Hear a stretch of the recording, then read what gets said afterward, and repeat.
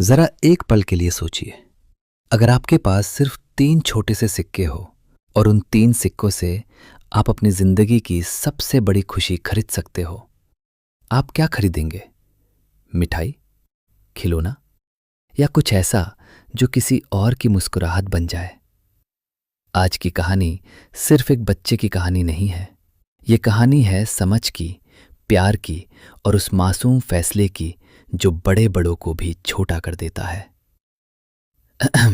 कहानी शुरू करने से पहले मैं आपसे एक छोटी सी बात कहना चाहता हूं। अगर आपको ऐसे कहानियां पसंद है जो दिल को छू जाती हैं, तो वीडियो को लाइक कर दीजिए और कमेंट में बस इतना लिख दीजिए, मैं सुन रहा हूं। चलिए अब मिलते हैं आज की कहानी के हीरो से। गांव का नाम था मधुपुर और उस गांव में रहता था हामिद।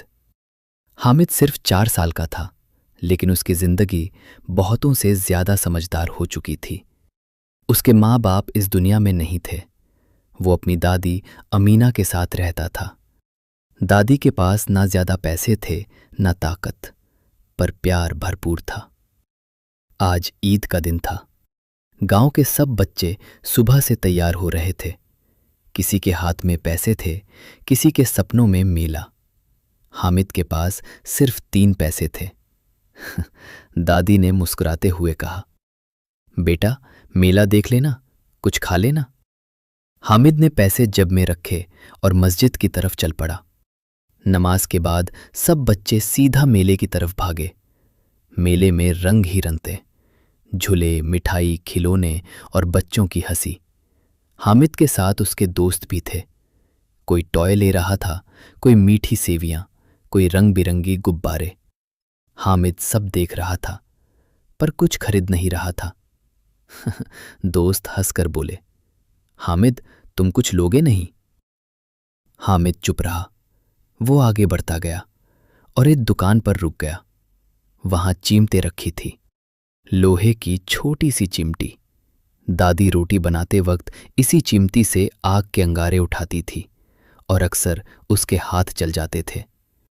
हामिद ने चिमटी उठा ली। दुकान वाला बोला, बेटा इस चिमटी का क्या करोगे? हामिद ने सीधा जवाब दिया, दादी के हाथ जलते हैं। 3 पैसे देकर हामिद ने चिमटी खरीद ली। उसके दोस्त हंस पड़े। किसी ने कहा, हामिद पागल है, मेले में चिमटी कौन लेता है? हामिद कुछ नहीं बोला। शाम को जब वो घर पहुंचा तो दादी अमीना चूल्हे के पास बैठी थी। हामिद ने चिमटी आगे बढ़ाई। दादी ने हैरानी से पूछा, ये क्या है बेटा? हामिद बोला, अब आपके हाथ नहीं जला करेंगे। दादी की आंखों से आंसू निकल आए। उसने हामिद को गले लगा लिया।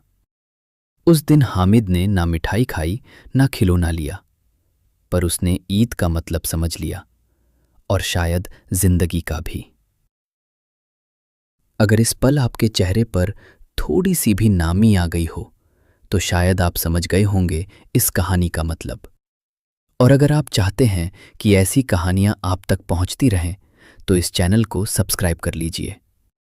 आज के वक्त में जब हम अक्सर ये सोचते हैं कि हमें क्या मिला, ये कहानी हमें याद दिलाती है कि हमने किसके लिए क्या छोड़ दिया। हामिद जैसे बच्चे किताबों में मिलते हैं, लेकिन उनकी सोच आज भी हमारे आसपास कहीं ना कहीं जिंदा है। शायद इस कहानी ने आपको भी किसी अपने की याद दिला दी हो, और अगर ऐसा है तो इस कहानी को उस अपने के साथ शेयर कर दीजिए जिसे ये महसूस हो सकती है। इस चैनल पर ऐसी ही कहानियां हैं जो सिर्फ सुनाई नहीं जाती, महसूस की जाती हैं। फिर मिलेंगे एक और कहानी के साथ, एक और सच के साथ, जो शायद आपका भी हो।